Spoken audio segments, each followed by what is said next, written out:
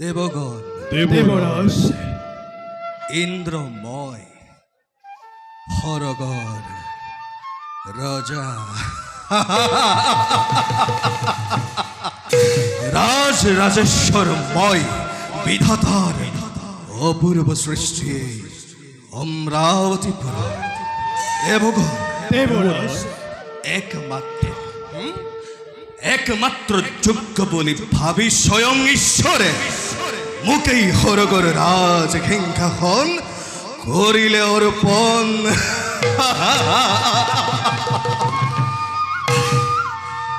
কিন্তু দেবগণ দেবরাজ ব্রহ্মদেবর মুখর পর পারিশু জানিব দেবরাজ কাশ্যপর ঔরহত বই মাতৃ দ্বিতীয় জন্ম দিলে হেনু দুটি দৈত্য মহাভয়ঙ্কর দেবরাজ নাম দিছে হিরণাক্ষ আর হিরণ্য ককিপু। না জানো দেবগণ দেবরাজ কি বা বিপদ হব পারে এবার অমরাবতীপুরে। দেবরাজ বই মাত্র দ্বিতীয় যে ও থেকে উন্মাদিনী দেবরাজ ইয়ার কিবা তা সন্তুলনের ব্যবস্থা করক। দেবরাজ অহিত চিন্তা করি দৈত্য মাতা অদিতিয়ে দৈত্য গুরু শুক্রাচার্য ব্রাহ্মণর চাপিছে ওচৰ কি কল উগ্রাচার্য ব্রাহ্মণৰ চাপিছে ও দেবরাজ আৰু সেই শুক্ৰাচাৰ্যও নিজ কৰ্ম বৃদ্ধি কৰিবৰ বাবে না কুমন্ত্ৰণা প্ৰয়োগ কৰি দানৱক দিছে উদগনি।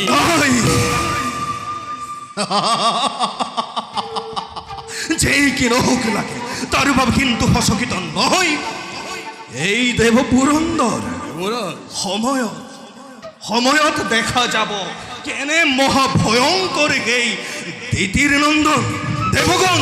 দেবরাজ হয় হৌক হত হত দৈত্যর জনম তার বাবে কিন্তু কেউ নকরিবা অলপ আশঙ্কা।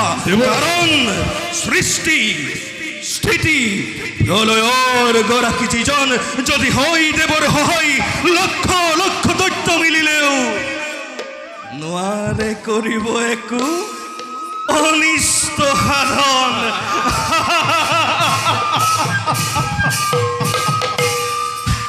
দেবরাজ আপোনাৰ অনুমতি পালে এটি কথা কব খোজো মই।